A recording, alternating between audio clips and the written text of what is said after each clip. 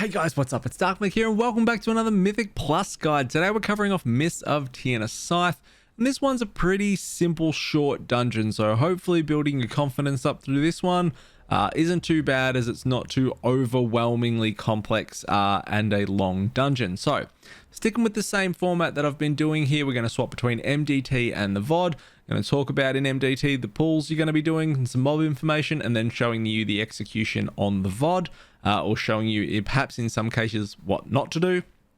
On the route here, I'm going to assume that there is a Night Fae in your group as well, as it just I've done a lot of pug mists and I haven't come across one where I haven't had a Night Fae in group yet. So I'm making that assumption. If you don't have a Night Fae in your group, you'll have to do, a couple of extra pulls, but that's just the way it is. If you haven't seen these guides before, completely aimed around newer tanks moving into that plus 10 fixed bracket, moving towards plus 15s for that sweet mount achievement. And the idea is just to build your confidence, show you what kind of pulls will be expected out of you, where you want to spawn your pridefalls, and what's going on in these dungeons. So without any more bullshit, let's get straight into it. So Mists of Tirna Scithe, we're talking first pull here. Now, if you are big, bad, and dangerous, you can triple pull this first pull and just melt it down. However, you need pretty large DPS from that, and you as the tank need to know when to kite.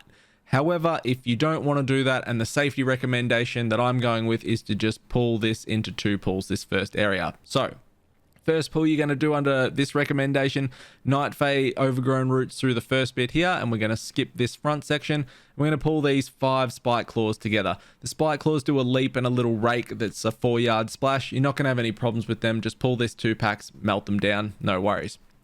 Second pull here is where you're going to have some dungeon knowledge. You've got a harvester, a villager, and 2 soul cleavers. The soul cleavers are the 2 mobs of interest that you need to pay attention to in this pull, or if you are pulling all of this together, these 2 mobs are the ones that you really need to be monitoring. The soul cleaver has 2 abilities, this soul split and this hand of Thros. The soul split is a deadly strike that inflicts shadow damage off the bat, but it also increases your damage taken by 20% for 8 seconds, and it stacks. Now, you've got 2 of them in that group, meaning that you can be taking multiples of these, meaning that your damage can quickly increase to 40% increased damage taken or 60% increased damage taken. With everything else going on, that's far from ideal, obviously. The Hand of Thros is a buff that goes on that mob, or we'll call it a debuff for this sake, which increases their size and attack speed by 30% for 8 seconds. During the buff, any successful melee attack that hits you will heal that caster for 3% of their maximum health, meaning if these are going off and you're standing in melee range getting hit, they'll heal for around anywhere from 15 to 20% health. Which is obviously extending your pull time out, which is putting more strain on your healer, putting more stress on you in staying alive, which is bad. So you have to be monitoring those. When Hand of Thros goes up, you should be kiting. If you get too many stacks of Soul Split, you should be kiting.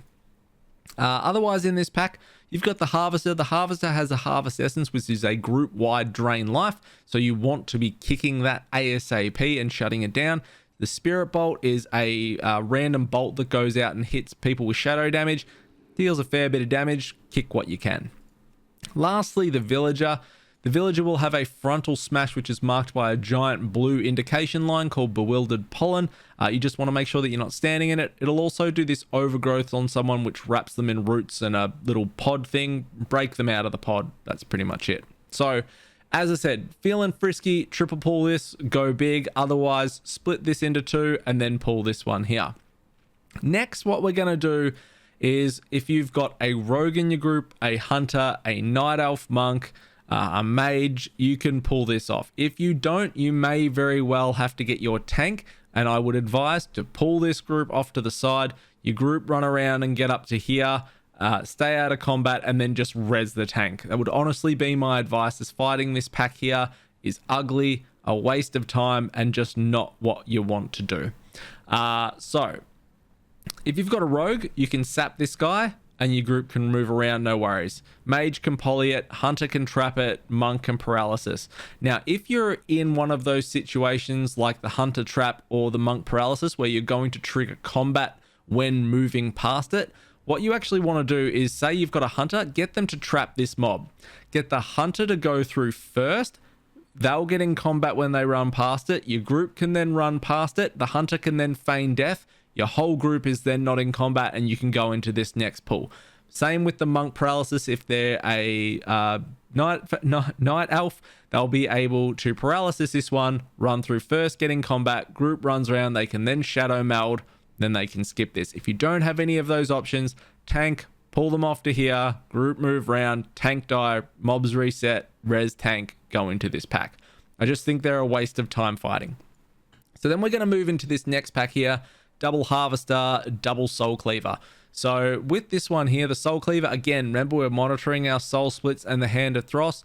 The harvesters, we're making sure we kick harvest essence ASAP and kick whatever spirit bolts we can, as they deal a fair bit of chunky damage, and we're going to kill them. Then we're going to get a night fae here in our group to open up this overgrown roots. 2 colors of mushrooms in here, green and purple. Purple is stamina, green is main stat. We want green because we're all about the base, no treble. And then we're going to run into the first boss's room, and we're going to pull these double drust bow breakers here. Now, these are dangerous because of furious thrashing. When these mob hits 50%, they do this giant physical thrash tantrum for 6 seconds, and it deals a fair bit of damage.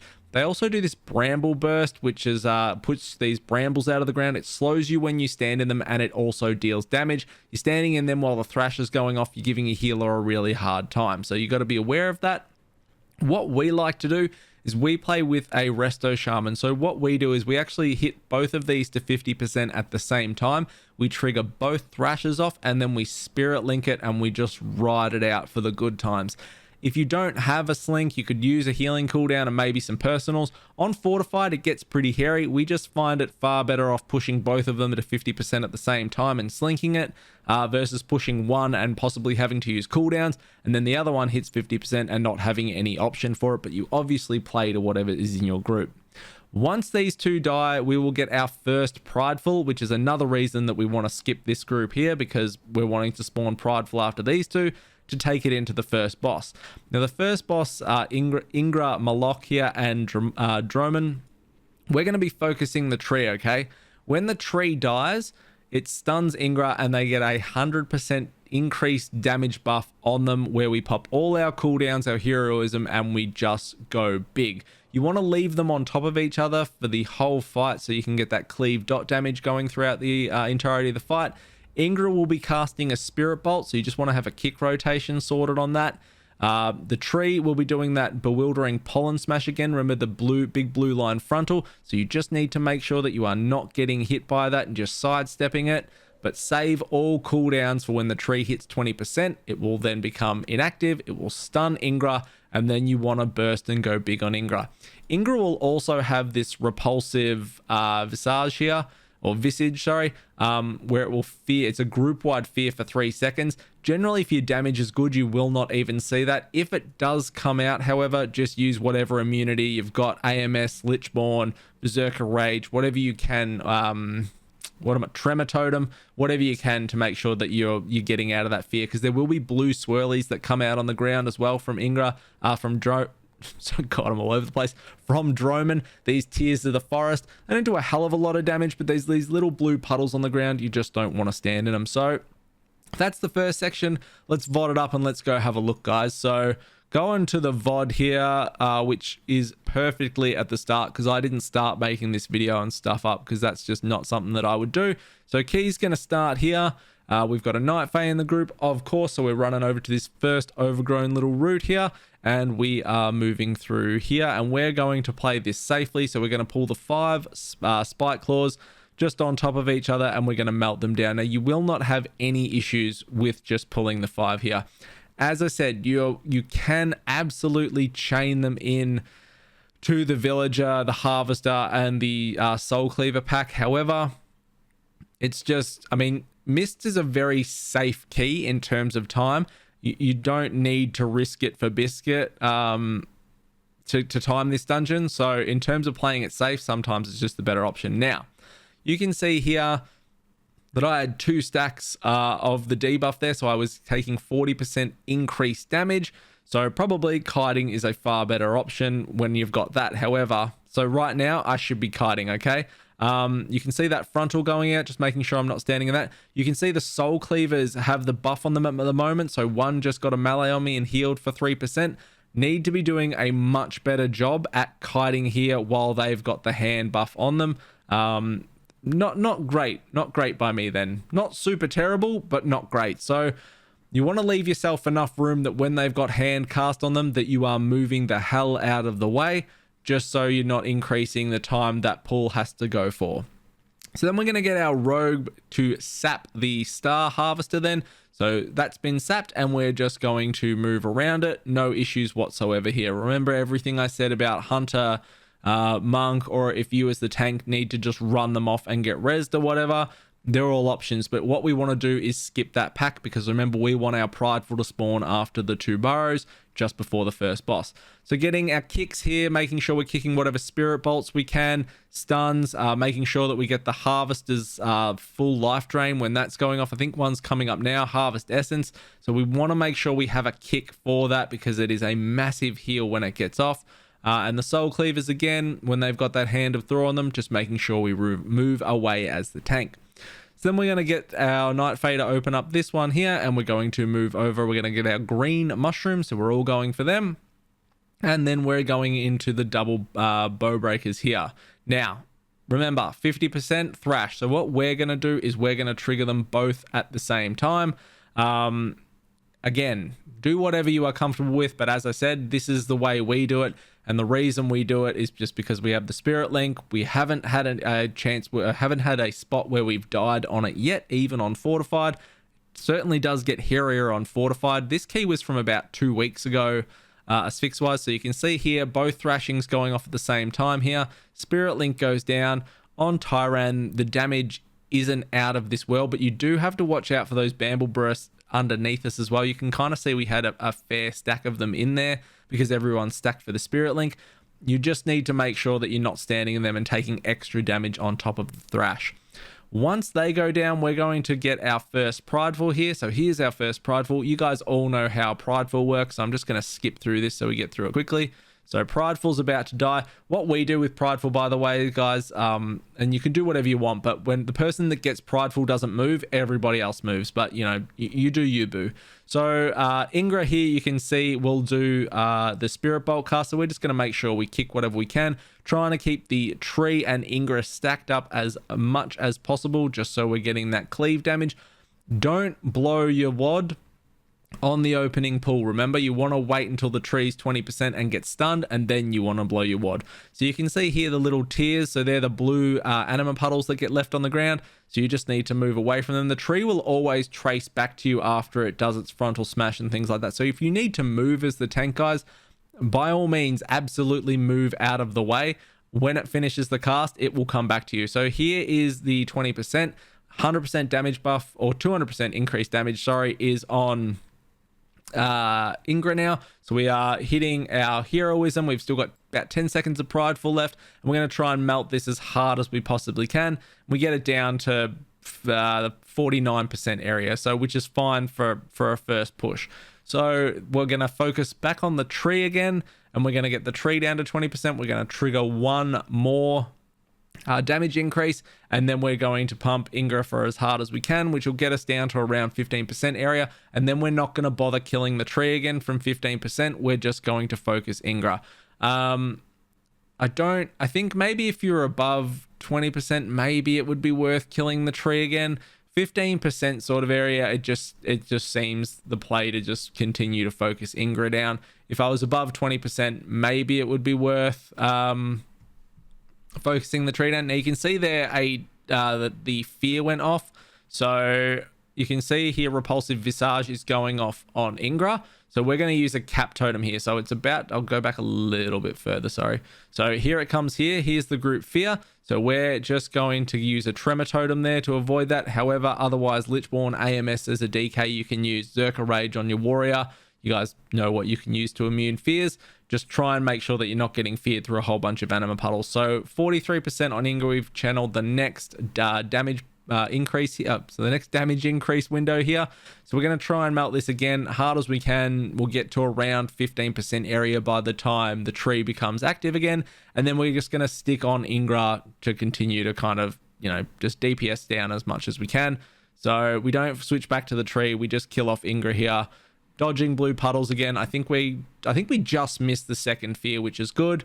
You shouldn't see too many fears if you've got huge pumping DPS, generally sort of just the one in that sort of mid phase area, and that's about it. So that's the first sort of section of this done, guys. So now what we're going to do is we're going to go back to the MDT, and I'm going to walk you through the second section of this dungeon, which of course is the maze. Now, the maze here, obviously in regards to percent, can vary greatly because you just have to go whichever way you get given basically via the maze. Now, there is a practice tool for the maze if you are not comfortable with doing the maze, which I've put in a pinned comment below this guide. You can go to this website and you can practice the maze, okay? The maze works off 4 symbols, and you're either going to have to match... you've got to find the odd one out. Now, it's either going to be based around the symbol's going to be the odd one, whether it's got a circle around it or it doesn't have a circle around it, whether it's colored in or it's not colored in. So you need to find the one that doesn't fit the pattern. And what you can do is you can go to that website and you can just practice it over and over and over again until your brain kind of gets trained in regards to what it's looking for and how to work it out. So I'd encourage you, if you're not comfortable with that yet, don't just rely on other people. Go and start practicing it. It certainly makes a massive difference. So, as I said, the maze is going to dictate, what kind of percentage you come out at the other end with, and there's not a lot you can actually do about it. What you can do, however, is sometimes you will end up short when you get towards the end of the maze, and you'll have to go and do an extra pack. What you can do as well, regardless of which way you're getting guided through the maze, is you can actually pull this right pack here over the wall if you wanted to get some extra percent. However, sometimes you just don't know which way you're going to go through the maze. So by all means, if you get let off through the maze to the right first, I always encourage pulling this pack over the wall. If not, I generally just leave it. But again, you can absolutely do you. You just need to get up against the wall and pull them over the wall and they come running through. So when we move down after Ingra, you can actually mark the little... I don't even know what the butterfly person's called. Oh, no, it's this chick, Mistcaller. You just mark Mistcaller. I know what's going on. I've got a YouTube channel. And you can actually see which way the Mistcaller goes through the maze for the first 2 points. And then you can actually just follow where that marker goes. You can just run straight through them. So there's a little nice tip for you to avoid those. You just have to watch it. So mark Mistcaller when you're running down here, and then you'll see which way it goes, and you can also see the second one. Through the maze trash, there's a lot of maze trash, okay? So rather than go through all of these packs because we have no idea which way you're going to get taken, I'm just going to talk about some of the trash in the maze here. So the first one we're going to talk about are these little Mistveil Stalkers. And in regards to priority targets, Mandel actually, who does a lot of the Icy Veins and Wowhead Blood DK guides for Mythic Plus and things like that, actually went and wrote out a bit of a priority list for focus points in the maze in regards to trash dangers. So the Stalkers are the first one, the Stingers are the second ones, and then the Shapers are the third most dangerous mobs in here, and then just pretty much anything else afterwards. The big thing with the Stalkers is this little Mistveil bite.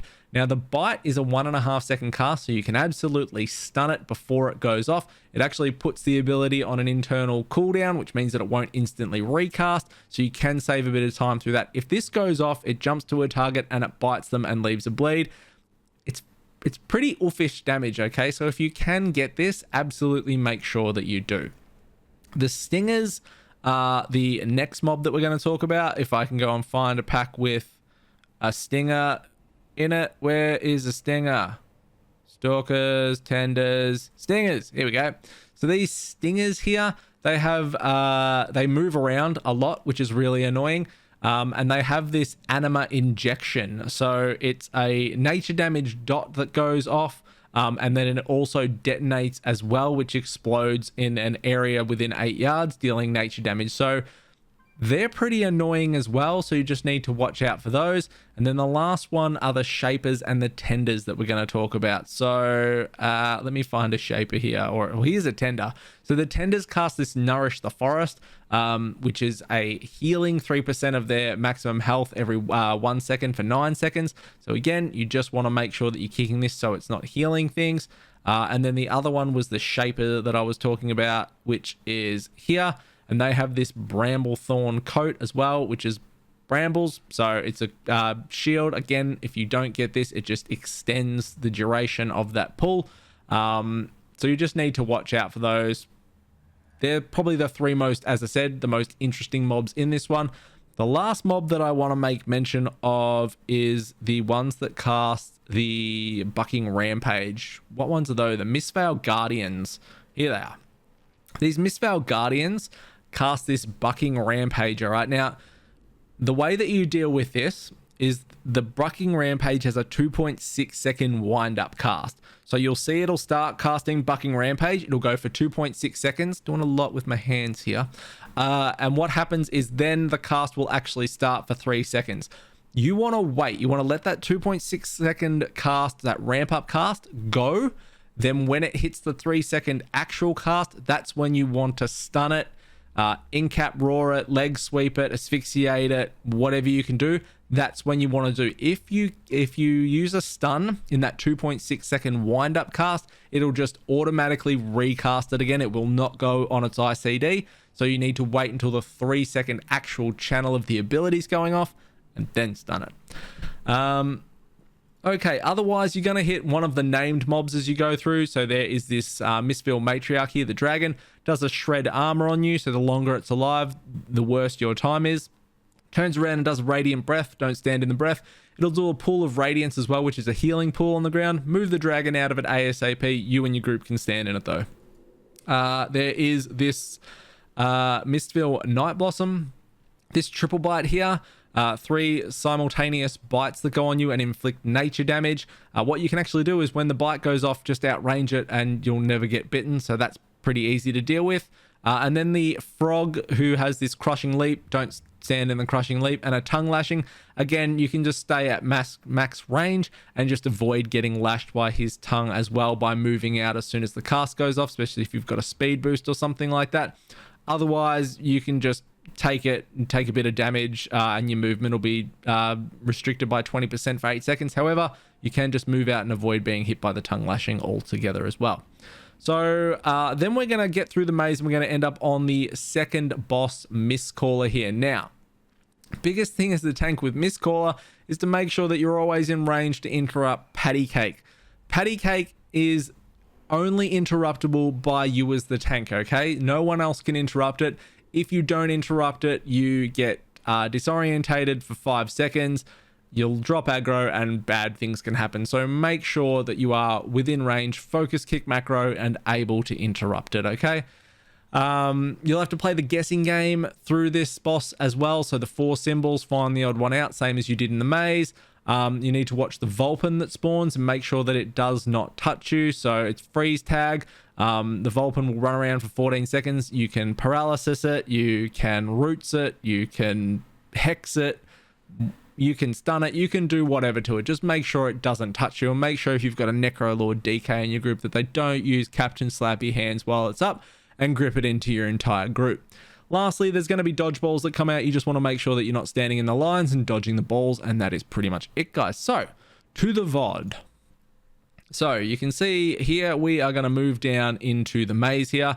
We're going to mark Mistcaller here so we can see which way she is going to go through the maze. So as soon as we get down here, we've only got the 2 up. She's gone left, so we know that she has immediately gone left. And then you can actually watch her and see which way she goes. We've pulled the extra trash, which I said I generally only do if she goes to the right in the maze. We have actually pulled it here. Now, this can work out really good in regards to when you get to the end. If you've been gimped by percentage through the maze, you might only have to pull 1 extra pack. Sometimes you may have to pull, not an extra pack. Sometimes it can work out terrible if you get the long way through the maze and so it's just a gamble whichever you pay off. But we ended up pulling it. As I said, you can do whatever you like. I think, the last time we did this, last week. We didn't bother doing it and it worked out just fine. I think we had to kill 2 extra packs at the end, but we got a shorter way through the maze. So, you know, do whatever you like to do. So you can see here the stalkers are in this pack. The Mistveil bites go off from them. So you can see I had plenty of time to stun that. Everyone had plenty of time. We did nothing. The bite goes off. Bite deals a fair bit of damage, so you just, again, need to watch out. The bleed chunks for about 20% each time that tick goes off on that. So the higher the key level, especially on Fortified, the more you need to worry about that, especially if you're dropping low like Hurdy is there. It absolutely chunks, especially when you cop back-to-back bites, and it can nearly kill you. So stun the Stalker's bites. Pay attention. You know, I didn't know any of the stuff that I'm telling you about trash while we were doing this key a few weeks ago. So, you know, huge advantages for me in this key is I learn what the actual trash does. So I just want to show you guys the most interesting one in here because it was the Bucking Rampage one. So I really want to show you, we just need to find one of those mobs that does the Bucking Rampage. So here's our first Prideful. We're getting through the maze. Again, whichever way the maze takes you, you're going to cop a Prideful in there. It's just, I can't tell you where that's going to be, obviously, because the maze will take you a whole bunch of different ways. But I really do want to find one of the Guardians just so I can show you how we deal with, or what it even looks like, because we may have not even been dealing with it properly by that stage because I may not have even known how to. So here's the Matriarchs. I'll show you the dragon quickly off the bat here. So the dragon's going to do the Shred Armor. So a Shred Armor will be coming up shortly, which increases, you know, decreases your armor, obviously, which increases your damage taken. Here's that big Radiant Breath, so you just don't want to stand in that giant frontal. And then it's going to put a blue healing pool down. You want to move the dragon out. You can wheel back around and stand in the circle yourself, the pool of radiance for healing. Otherwise, just move it off to the side. You can see it in rages there too, and we just had Teague soothe it as well. So just make sure that you're on that as well. So that's dead. Please, is there a Guardian in this next one? All right, here's a Guardian. Okay, so this guy here, this Guardian. So I don't know if I handle this properly. We'll find out. But what you want to do is I'm going to show you when the cast goes off here. So there's those nourishes we're kicking. All right, here's a Bucking Rampage, right? This is the ramp up cast that I'm talking about. You want to let this cast go all the way through, and then the actual ability will start and the cast will go down. That's when you want to stun it. So let's see if I do it properly. I gripped it, so that's dumb. All right, so I nah. So I asphyxiated it. I gripped it, which took it off its cast. Great. It recast straight away, and then I've asphyxiated it. When it comes out of this, it's going to do it all over again. So not how you want to deal with this. What you want to do is, now that it's going off, that is when you want to stun it. So as I said, you know, I go through and I make these guides and I basically learn all about the mobs. So I'm a very learn by doing kind of guy. So now, you know, since we've done this, I haven't recorded a mists, but I deal with them properly now, all right? Trust me. And now you can too. So we get another Prideful through the maze here. So we're going to kill this Prideful, and then we're going to get through to the last boss, Mistcaller. So on to Mistcaller now. As I said, as the tank, make sure that you've got a focus interrupt, or you are always just within range of paying attention to make sure that you can interrupt Patty Cake. Patty Cake, remember, is the only interruptible by the tank. Here comes Patty Cake.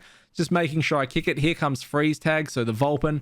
Remember, stuns, traps, asphyxiates, paralyses, hexes, traps, whatever you've got. Just try and stun it. Otherwise, you can slow it if it is out on the loose. You can blind it as well. Sorry, as Dougs has done there. Lots of different options to do. So guessing game comes up. So you're going to get guessing games throughout this. So we've just got to find the odd one out. Just watching the Patty Cake as well as the tank here. Also make sure that you are watching the dodgeballs there. And then just drag the boss over when it's safe. After you've got your interrupt or whatever. If you don't have a ranged interrupt, just get the boss over there so they can cleave down, and then just keep the damage going out onto the boss. You can't do anything while the guessing game is going. So you want to get that symbol down ASAP. There's no prizes for standing over there and damaging the boss or anything like that. So Freeze Tag coming out again. So just always watch where the little ad is spawning. It did used to be a thing where you could just grip the ad as soon as it spawned, and then it would not freeze you. It would not do anything. It would just melee. However, that is not the case anymore. If you grip it in at any stage, you are getting frozen. They fixed it. So we're going to get another guessing game shortly here. So Freeze Tag coming up again, and we're going to get another guessing game. Here it goes here. So yeah, I don't feel like there's really much more to say in this one, so we're just going to kind of skip through this. You guys know how the symbols work, making sure that we interrupt the patty cakes and just getting through this. So we're going to get one more guessing game that comes up through this, get the guessing game right, and then we're going to finish up. Oh no, Chewy, what happened to you, dude? What happened to Chewy? I have to go back and find out what happened to Chewy, guys. I think he got hit by a dodgeball. Rip. Oh, he got frozen and then hit by a dodgeball. Rip, Chew. Rip. So we're going to get a res off and we are going to head down the waterfall. Now, down the waterfall, I didn't mention at the start of the maze. Actually, going back to the MDT first. Didn't mention at the start here, this depleted anima seed, get your Night Fae to interact with that. They'll have to do a cast. Then they'll get a checkbox, making sure they actually want to save the checkpoint. Get them to do that. After Mistweaver, when you drop down, there's another depleted anima seed. Cast, checkbox. Yes, I want to activate the save point here. Means if you die, you're rezzing here instead of all the way back up here. So then we're on our final leg to the last boss.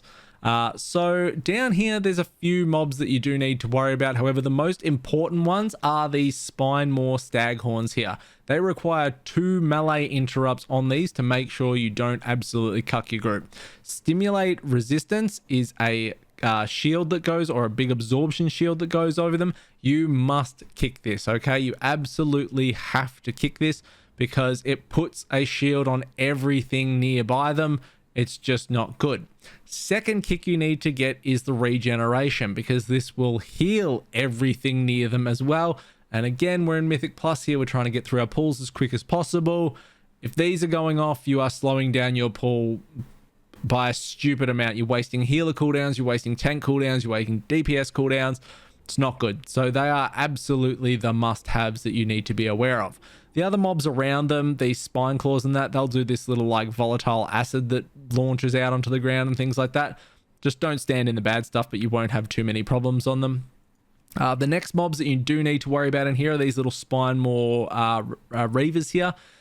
The Spine Maw Reavers, they pat around and they apply this dot, okay? And the dot is stacking and it does an absolute bucket load of damage, okay? So you just need to make sure that if you are fighting them, that you focus them down relatively quickly, because the stacking debuff, the dot from them, it really, really hurts.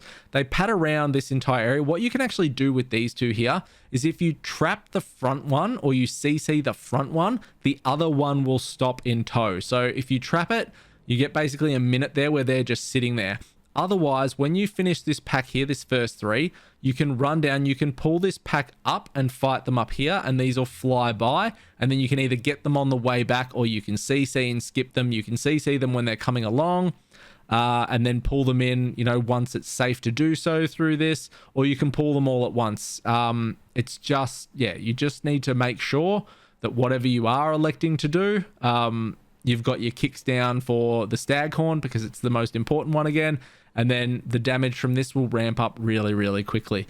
The Gorges, they'll have... the Gorges does this acid spit as well. There was one that does a knockback that is really, really annoying. Here it is here. This acid globule here. So this gets spat out. And it knocks people back 8 yards, or knocks people back within 8 yards. And it can yeet you off the platform. So you just need to watch out for the acid that's going on the ground in the circles. Otherwise, you will get yeeted off to Narnia. The lava do nothing. They just do these little acid fills things. So we're going to pull this first 3 here, and we're going to move down. You can pull the Ravagers in with this pack here. Otherwise, either pull them up, CC them, let them go past, you know, whatever you're going to do. If you pull them up, they can go past and you can get them on the way back round. The Staghorns again in this next pool here, making sure that you've got the kick, watching out for the acid on the ground that knocks you off, and the acid swirlies on the ground that's bad to stand in. Then we're going to move down to the next one. We've got no kicks in the next one, so we've just got the knockback. Just watch the knockback here from the Gorger. Again, that acid globule. And then we're going to finish up our last pack down the bottom here. Again, there's no Staghorn in it for kicks. Now, depending on which way you went through the maze, you may proc Prideful here. If you didn't proc Prideful here, you can run around this bit onto the boss for your 100% prideful, and you can kill one pack here. If you still went through a shorter way in the maze or whatnot, you can elect to go up and kill another pack up the top here. I wouldn't recommend pulling the Ravagers as the stacking dot really hurts, but you've got 2 packs here that you can end up pulling around the corner if you need to. And then you're on to the last boss, Tred'ova, which is a girl I found out after multiple stuff ups on this part. So Tred'ova has a couple of things that you need to be wary of. In particular, there's 2 interrupts that you need to get, but there's one of the interrupts is 3 different abilities. So one of them is parasitic pacification, the other one is parasitic incapacitation, and the other one is parasitic domination. So you need to make sure that you kick all of these that goes off. If parasitic pacification and incapacitation get off, a parasite goes on to the player that gets targeted. You then have to go and kill the parasite. If parasitic domination gets off, the person gets MC'd until you've killed the parasite off, in which case there's all these abilities listed in here because that's what the boss can use when the person is MC'd. You can also use your Hearthstone and all kinds of annoying things like that. At 70% and 40%, the boss will cast a thing called Consumption, in which you have to DPS through the shield around the boss to then be able to interrupt it and break the shield. What you actually want to do on that cast, though, is it's a 14-second channel cast. You'll break the shield fairly early on. You then want to let that cast go until it's a couple of seconds off the end, and then interrupt it. It's just free DPS time where you're not having to deal with any other mechanics aside from dodging blue swirls on the ground. Now, another thing you'll have to deal with on this boss, as I scroll down to try and find it, is a mind link. It'll link several players together. It can link up to 3 players together, in which case you'll then have to run 40 yards away. You can be targeted as the tank with this as well. So just be aware of that. It may be actually able to go on all players. The most I've seen it on go on is 3 players, where 2 were linked to 1. However, you know, make sure if this gets on you, you run 40 yards away for the mind link to break. There'll be little ads that come out throughout the fight as well. You want to be using your group stuns, pushbacks, whatever you can, just to AoE them down, slow them, and kill them. Now, the biggest thing that I haven't mentioned on this boss, because I wanted to save it for last and make it fairly fresh, is this acid expulsion, where there are several of them listed through here. But basically, acid expulsion, Tred'ova, I have to remember the name. Tred'ova is going to spit out acid, okay? It's going, the first acid expulsion that comes out is going to go at your location, and you're obviously going to move out of that location. What makes this fight so cool is Tred'ova has intelligence around that acid expulsion and knowing where you dodged. So say for the first one, it comes out and you dodge to the right. The next time Tred'ova does acid expulsion, it's going to be at your current location, and then it's going to be the next swirl is going to go to the right of you. So it remembers which way you dodged. So what you want to do is dodge a different way each time.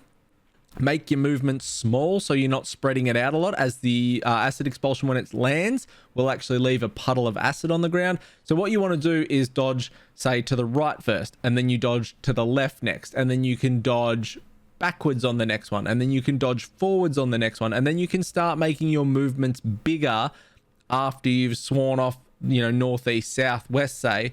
You can make your movements bigger outside of that, and on a tyrannical difficulty, this becomes more and more difficult. The ground becomes more cluttered with acid, and you have to move the boss away. But we'll get to that when we get to the video. When we get to the boss fight, sorry. Let's go back up to Mistcaller on the VOD and work our way down now. So we've killed Mistweaver. We are at, or Mistcaller, sorry. We're at the end waiting for the mist to clear so we can drop down. There's going to be the seed down here to the right, which the Night Fae in your group will be able to activate. You can see this little anima seed down here. That's where the Night Fae can click on it. Don't know what happened to me then. I landed on a root. So Night Fae can click on this. You'll get the unlock cast. You'll then get a box you have to tick to get it. And then we're into our first pull here. Now, remember, the stag horns are the dangerous ones. 2 kicks that you need to get: the shield and the heal. My macro for D&D worked really, really good there. Obviously hit the wrong button instead of cursor and went full potato 15 yards behind me. So there's the first shield that I'm going to kick. And then here's the regen that Dugs has kicked there. That's all you need. 2 kicks assigned.